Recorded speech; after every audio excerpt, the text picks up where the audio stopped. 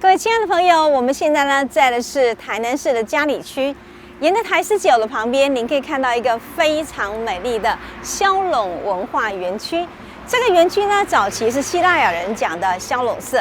1906年，日本在这边设了一个台湾第一个糖厂，之后成为佳里糖厂。然后在2003年开始，我们的文化局把这里变成一个大家喜欢的美丽文化园区。所以今天呢，我们就要请文化局的专门委员陈修成陈委员给我们做介绍。陈委员你好。各位观众朋友大家好。好，那陈专委，我知道哈，我们这个文化局呢，在萧陇文化园区事实上是做了很多的心力。那你会跟我们的所有朋友介绍一下这个园区它的整个历史呢？刚刚美霞老师有特别介绍，这里1906年其实是日本人设立一个萧陇糖厂。对。那经过那么多年的一个演变，其实后来我们都知道佳里糖厂已经收掉哈。对。所以留下这萧陇14仓的一个仓库群。对。那文化局其实一直很致力，希望能够把很多重要的文化资产可以保留下来。对。所以在2003年，我们开始成立筹备处，对，希望把这样一个制糖的一个工业遗址，把它好好保存下来，也希望用艺术的方式跟观众来做交流。所以2005年我们正式开园。然后整个萧陇文化园区就这样来开始形成。哦，了解。其实我们知道糖的历史也是台南经济呢很重要历史，也是台湾经济的主要的一个动脉。那所以呢，在这边留下的历史遗址是文化局很好的用心。可是陈专委，我记得我们每到这个地方了，最喜欢做的一件事就是去夹冰啦。对，这里的冰其实很好。糖厂的冰是真的一级赞。除了这以外呢，还有我喜欢去它这里的铁道走一走，对不对？那您可以带我们去铁道来参观一下吗？好啊，那我们就一起到铁道来参观一下喽。好。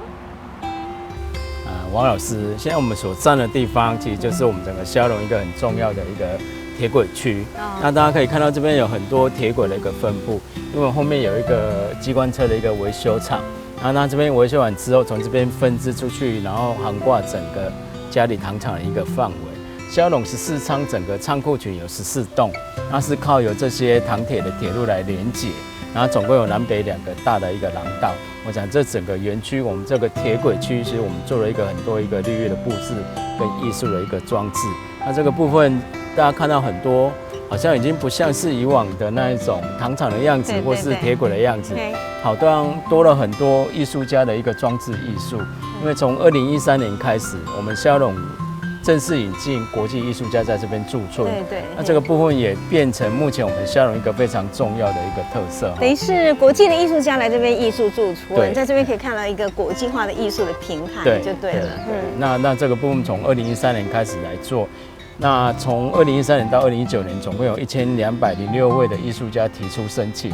那这几年来，有23个国家，总共120位艺术家在这边驻村，那创造出很多非常惊艳，然后让大家感到非常惊奇的一些作品，而且是以萧陇在地所采集的故事来作为创作的一个素材。我觉得这里其实很特别一点是说，虽然它是在佳里地区，可是每个人来这边发现，它其实就是一个国际性的舞台，真的很多人是 surprise 的。没错，因为这些艺术家其实在这里生活，有的是3个月，有的是1个月，那他们每天就在这附近去做采集，然后去做田调，然后最后把艺术作品创作出来，而且结合这一些仓库群，然后这些仓库里面有很特殊的一个氛围，所创造出来的作品真的是非常不一样，跟我们一般在艺廊、在美术馆所看到的作品是非常不一样。所以其实是14仓就等于提供了非常好的展场，让这艺术家可以发挥的创作。其实我也有感觉啦，你看看这样的一条铁路哈，就人家有一句话这样讲说，记忆像铁轨一样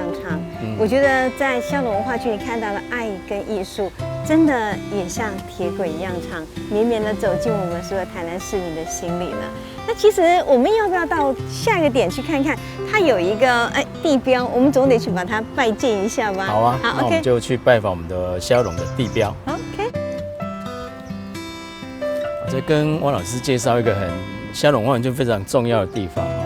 我想艺术既然是萧陇最重要的一个媒介，那我想植根于未来，对儿童就应该做最好的一个艺术教育、美学教育。所以我们在2015年成立了萧陇儿童美术馆。对，我们希望说用无感体验的教育，让小孩子在欣赏中，然后把美感培养在心里面。我想这是植根未来，也希望萧龙成为艺术创作跟植根未来一个重要的基地。我觉得这种国际级的展演，其实不仅是我们给艺术呢做一个好的植根，其实也教导我们市民在亲子活动里头，大家一起学习美。